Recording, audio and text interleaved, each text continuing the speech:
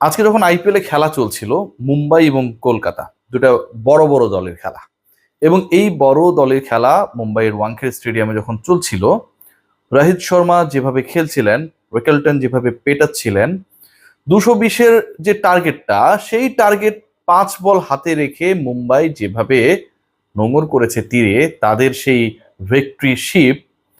অপরদিকে একই সময়ে খেলা চলছিল করাচি আর লাহোরের, এবং সেই ম্যাচটায় ছিলেন যার থাকার কথা ছিল এই ম্যাচে, যার খেলার কথা ছিল এই ম্যাচে, যার বল করার কথা ছিল কলকাতার হয়ে, মুস্তাফিজুর রহমান।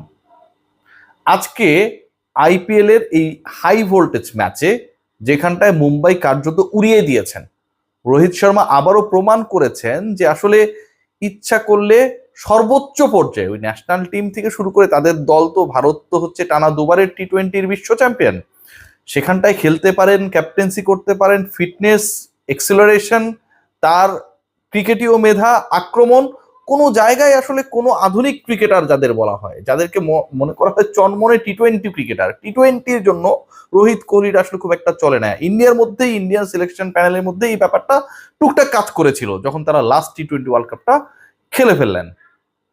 সেই রোহিত মনে করিয়ে দিয়েছেন যে আসলে ফুরাবার নয়। বন্ধু বিরাট কোহলি একদিন আগে করেছিলেন, অপরাজিত ছিলেন, রোহিত আজ পিটিয়েছেন দলের হয়ে সর্বোচ্চ স্ট্রাইক রেটে, 205 স্ট্রাইক রেটে একলা দেখিয়ে দিয়েছেন যে আসলে 220-এর টার্গেটটা খুব বেশি মুম্বাইয়ের জন্য দুঃসাধ্য না। আলোচনা হচ্ছে যেই জায়গাটায় যে আসলে এই রোহিতের প্রশংসা যখন করা হচ্ছে, তখন অপর প্রান্তের বোলাররা পিটুনি খেয়েছেন, বেদম পিটানো হয়েছে কলকাতার বোলাররা। মুস্তাফিজুর রহমান, যিনি আজকে পিএসএল এ খেললেন, পিএসএল এর দলের হয়ে খেললেন, 4 ওভার বল করলেন, প্রথম ওভারে অসাধারণ করেছেন, তারপরে কন্ট্রোল ছিলেন, শেষ 2 ওভারে যখন প্রতিপক্ষের জয়ের জন্য 23 রান দরকার, ঠিক ওই সময়ে এসে মাত্র 9 রান দিয়েছেন। লাস্ট ওভারটা করার জন্য যিনি আসুন না কেন, তার জন্য অ্যাটলিস্ট লো স্কোরিং ম্যাচ যেহেতু ছিল, সেই ব্রিদিং স্পেসটা ছিল যে 14 রান করতে হবে। প্রথম বলে 4 খাবার পর পরে প্রত্যেকটা বলে সিঙ্গেল দিয়ে মুস্তাফিজ বুঝিয়েছেন যে আজকে হয়তো কলকাতার হয়ে এই ম্যাচটায় যদি তিনি থাকতেন, হয়তো অন্যরকম কিছু হতে পারত। এখন আপনারা বলতে পারেন যে মুস্তাফিজ আইপিএল এ খেলে, কলকাতার হয়ে খেললেই আজকে অনেক কিছু করে ফেলতে পারতো। সেটার আসলে গ্যারান্টিটা কোথায়? গ্যারান্টি আছে ভাই। দেখুন, আজকে মুম্বাই শেষ পর্যন্ত যে ম্যাচটা জিতলো, সেটা 5 বল হাতে রেখে, 5 বল হাতে রেখে। মানে কলকাতার বোলিং ডিপার্টমেন্ট যদি, নাইট রাইডার্সের বোলিং ডিপার্টমেন্ট যদি আরেকটু কন্ট্রোল হতো, ওই মুজারাবানির, যাকে হচ্ছে ইন্টারেস্টিংলি 3 ওভারের বেশি ক্যাপ্টেন বল করানোর সুযোগ অথবা সাহস পান নাই, 34 রান দিয়েছেন, বেদম পিটানি খেয়েছেন। এবং একই সাথে যদি বৈভব আরোরার স্পেলটাও দেখি, সেটাও হচ্ছে ভয়ঙ্কর।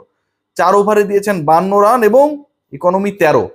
এই মুজারাবানি, মানে ব্লেসিং মুজারাবানি এবং বৈভব অ্যারোরা, এই দুজন মিলে 7 ওভার যে করেছেন, মানে হচ্ছে 42টা বল যে করেছেন, এই 7 ওভারে তারা দিয়েছেন একজন 34 আর একজন 52, মানে 86 রান দিয়েছেন 7 ওভারের মধ্যেই। জয়ের যে টার্গেট ছিল, সেই টার্গেটে 40% রান এই 7 ওভার থেকেই অ্যাচিভ করেছে মুম্বাই ইন্ডিয়ান্স।